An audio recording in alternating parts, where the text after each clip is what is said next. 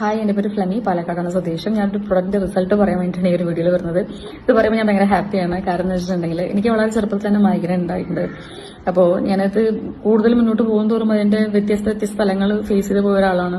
ആദ്യം നല്ലൊരു severe പെയിനിൽ start ചെയ്ത് പിന്നെ ഇത് വൊമിറ്റിംഗ് ആയി മാറി. നമുക്ക് ഒരു ദിവസം മൈഗ്രൈൻ വന്നു കഴിഞ്ഞാൽ ബാക്കി 2-3 ദിവസത്തേക്ക് പോലും പൊക്കാൻ പറ്റാത്ത രീതിയിലുള്ള ഭയങ്കര പെയിനും കാര്യങ്ങളൊക്കെ ആയിരുന്നു.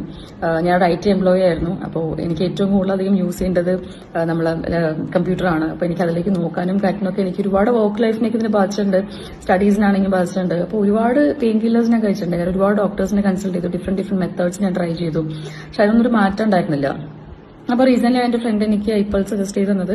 ഐപ്പൾസ് ഞാൻ ഒരു എക്സ്പെരിമെന്റൽ എന്ന രീതിയിലാണ് ഞാൻ അതിന് ട്രൈ ചെയ്യുന്നത്. കാരണം ഒരുപാട് കാര്യങ്ങൾ ട്രൈ ചെയ്ത് നോക്കി, ഇനിയിപ്പോൾ ഇതും കൂടെ ട്രൈ ചെയ്ത് നോക്കാന്നുള്ളൊരു കൺസിഡറേഷനോടെ അങ്ങനെ ഞാനത് ട്രൈ ചെയ്തു. എനിക്കൊരു ഫസ്റ്റ് 2 ബോട്ടിൽ കഴിച്ചപ്പോൾ തന്നെ നല്ല വ്യത്യാസം ഉണ്ടായിരുന്നു. കഴിച്ചിട്ടുണ്ടെങ്കിൽ നമുക്ക് വീക്ക്ലി ട്വൈസും ത്രൈസും ഒക്കെ ഇത് ചിലപ്പോൾ റിപ്പീറ്റ്ലി വരാറുണ്ട്. അതിനൊരു ഫ്രീക്വൻസിയാണ് ആദ്യം കുറഞ്ഞത്.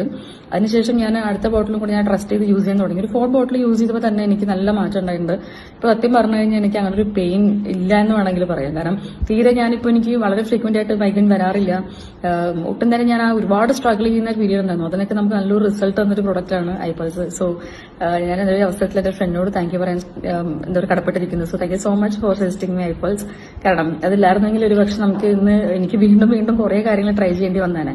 കാരണം ഫ്രീക്വന്റ്ലി നമ്മൾ പെയിൻ കില്ലേഴ്സ് യൂസ് ചെയ്യുന്നത് നമ്മളെ ബോഡിക്ക് നല്ലതല്ല.